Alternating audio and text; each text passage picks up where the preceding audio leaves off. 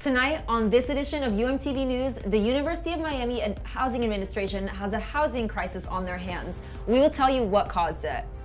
Plus, we'll introduce you to one tennis player who gets attention for more than just his serve on the tennis court. And later on, we'll take you to the streets of Little Havana to celebrate the 2022 Gay Ocho Festival. Those stories and a lot more are coming up on UMTV News. It starts right now.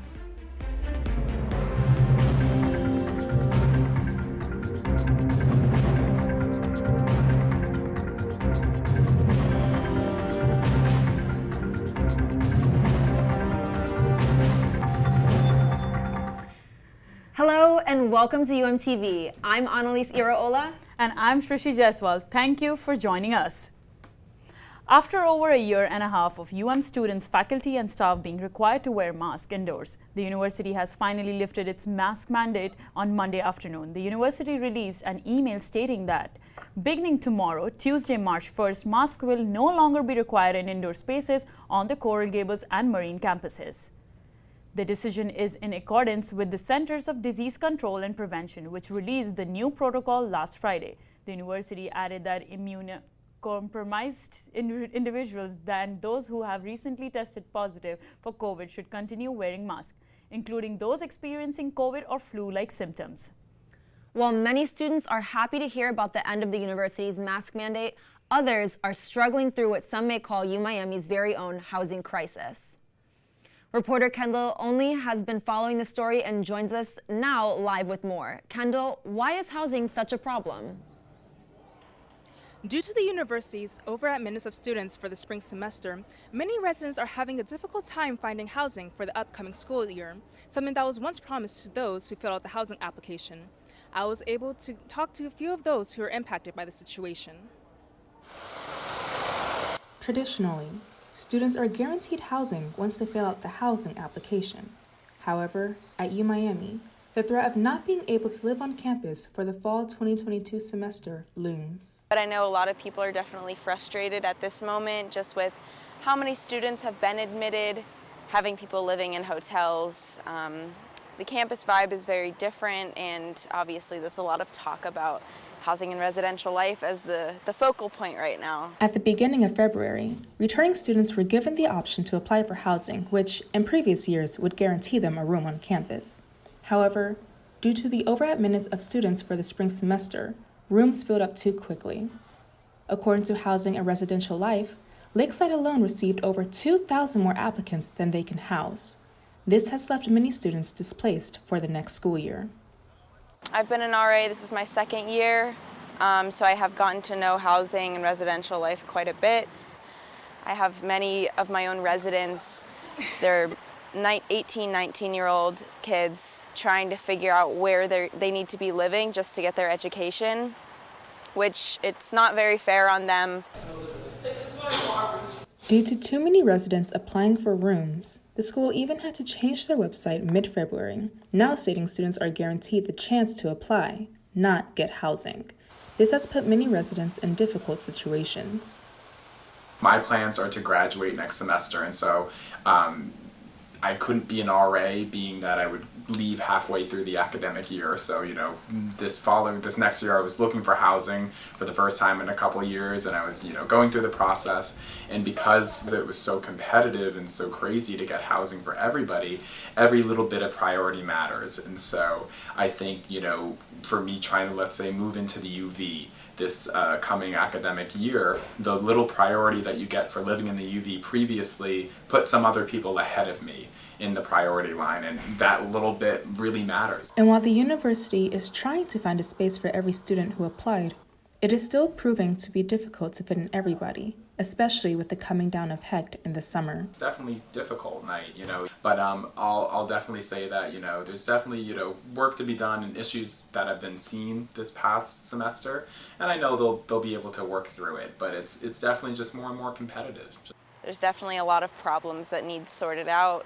I think it's on the university, on HRL to figure out those problems. It shouldn't be on the students themselves.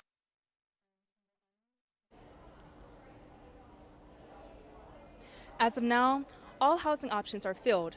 However, the university recently opened their waitlist for those who were not able to get a room during their original appointment slot. Hopefully, this situation gets resolved soon, but as of now, there are no new updates. Reporting for UMTV Live, I'm Kendall Onley. Thank you, Kendall. Ketanji Brown Jackson, who grew up in Miami, is now the first Black woman nominated to become a Supreme Court justice. President Joe Biden is making good on his campaign promise to make his historic nomination. President Joe Biden presenting his first nominee for the Supreme Court. For too long, our government, our courts, haven't looked like America. If Ketanji Brown Jackson is confirmed, it would be one for the history books. She would be the first Black woman Supreme Court justice. The 51-year-old had been considered the front-runner to replace retiring Justice Stephen Breyer. But please know that I could never fill your shoes. Several prominent Democrats congratulating the judge. Jackson boasts credentials and experience. A Harvard grad, she became a federal judge in Washington, D.C. in 2013. Then Representative Paul Ryan, a Republican, introduced her during that confirmation hearing. They are related by marriage. Our politics may differ, but my praise for Ketanji's intellect, for her character, for her integrity, it's unequivocal. In one high-profile opinion, Jackson in 2019 rejected then-President Donald Trump's argument to bar a top aide from complying with congressional subpoena, writing, "Presidents are not kings." Biden's picks has drawn criticism from some Republicans, with one describing the choice as affirmative action. I can only hope that my life and career will inspire future generations of Americans. In this 50-50 split Senate, all Democrats will need to stay united to confirm Biden's nominee. According to Senate Judiciary Committee Chair Dick Durbin, the goal is to have Jackson confirmed by the April 11th recess. Jackson is expected to meet with senators next week, which is a common practice for nominees. As we speak, a large convoy of Russian military vehicles is closing in on the Ukrainian capital of Kyiv. Russia began its offensive of various cities in Ukraine last week.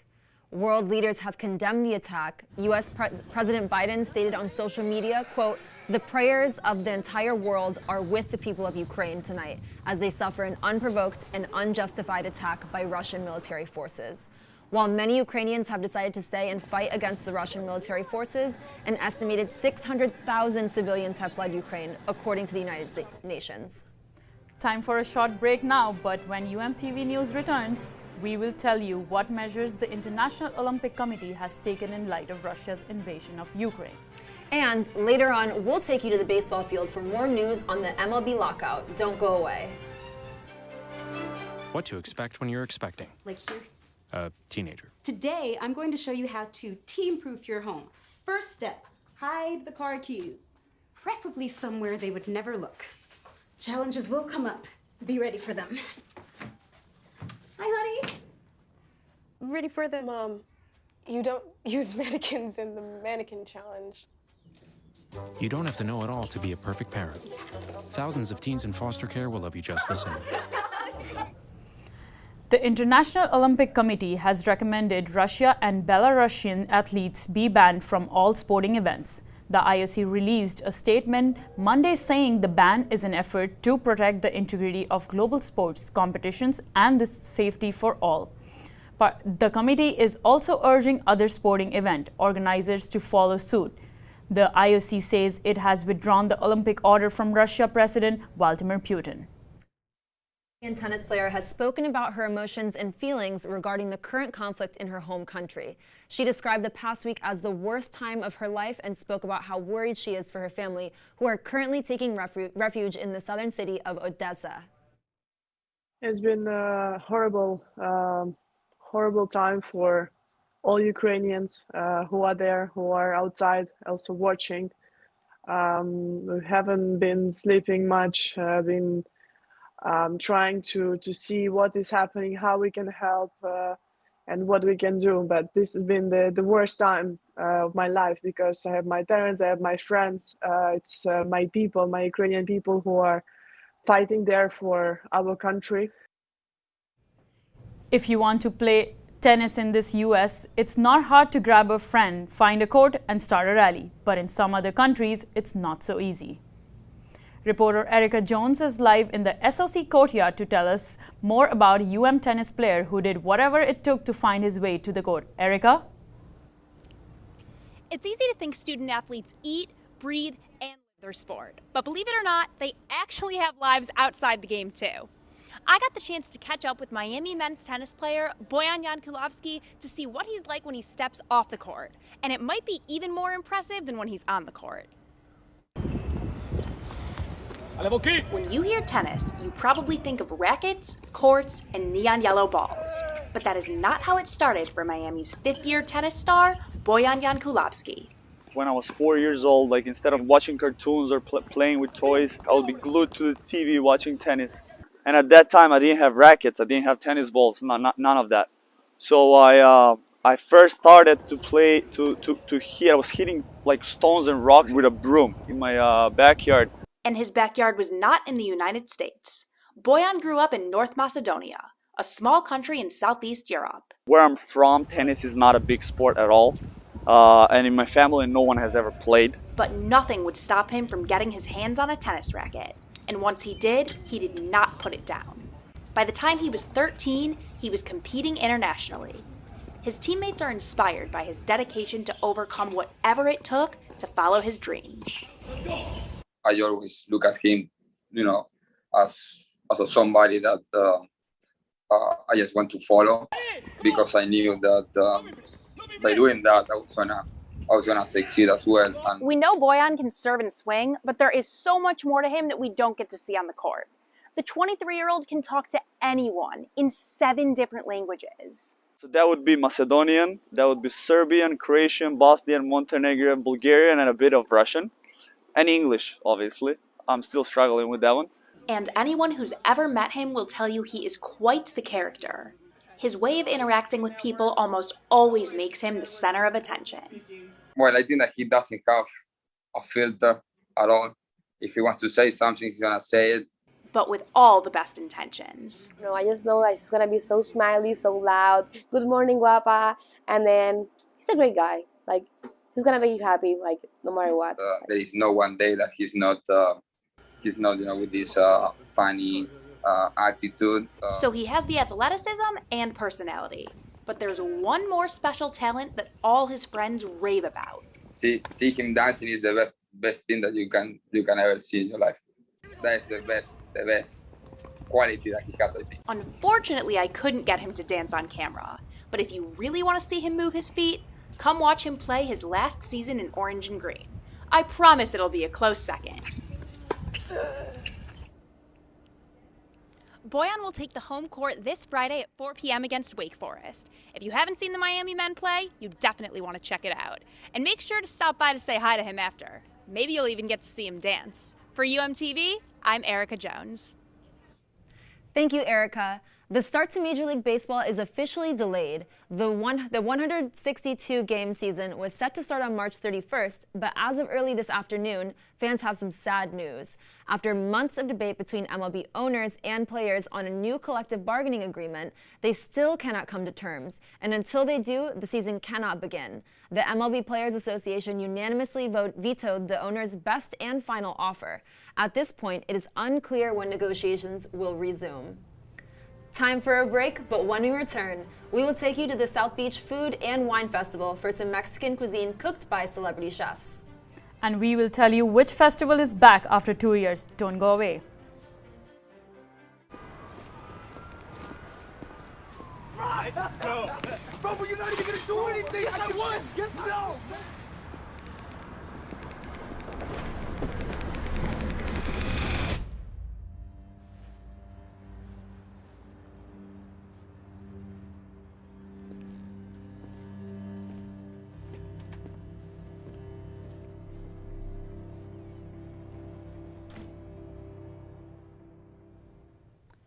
Thousands of people gathered in Miami over the weekend for the 21st annual South Beach Food and Wine Festival. It was a chance for visitors to try various culinary creations by celebrity chefs. Reporter Valentina Pope checked out Saturday's Tacos and Tequila event and joins us now to tell us more. Valentina, how was it? Well, all I can say is that I'm still full from eating all of those tacos. I got a chance to attend the South Beach Food and Wine Festival Tacos and Tequila event, hosted by celebrity chef Aaron Sanchez from the popular TV show MasterChef. The event was focused on celebrating Mexican culture with endless tacos, tequila, and even a mariachi band. The South Beach Food and Wine Festival is one of the biggest food festivals in the country. This year, celebrity chef Aaron Sanchez is hosting a tacos and tequila event for a night of celebrating Mexican culture and cuisine. The idea is that we're bringing all these great chefs from all over to come here and do their interpretations of a taco. So expect really awesome, high-quality cocktails and delicious tacos at every corner. Monica Leon is one of the Latin chefs who's showcasing her tacos from her family restaurant called Caja Caliente in Coral Gables. Chef Leon believes that this event is helping bring awareness to her brand and to her restaurant. Yeah, I think South Beach Food and Wine, especially this year more than ever, we're getting so many people from New York and the West Coast, and it's just amazing to showcase these Miami flavors. More than 2,000 people attended the event, with amazing tacos, world-class tequila, and live music. My main goal is to promote Mexican culture, food, and make sure that everyone recognizes that tacos come from this beautiful country called Mexico that's south of us, and tequila is our national spirit. Chef Sanchez is bringing Mexico right here to Miami. With over 12 different taco stands, people are getting a taste of the classic Mexican cuisine. What I love most about these festivals is that people that aren't used to eating, Cuban-style tacos get to, taste flavors that are so close to home for me and so nostalgic. So we just, love sharing our recipes with everybody. Attendees of the festival enjoyed indulging in tacos and tequila while dancing and listening to their favorite music. But aside from all of the fun, the festival has a philanthropic goal.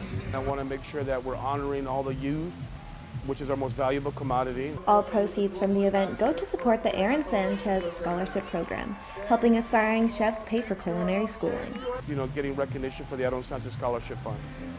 So, which is also my way of creating opportunities for the youth, the Latin youth in this country. So it's a win-win all the way around.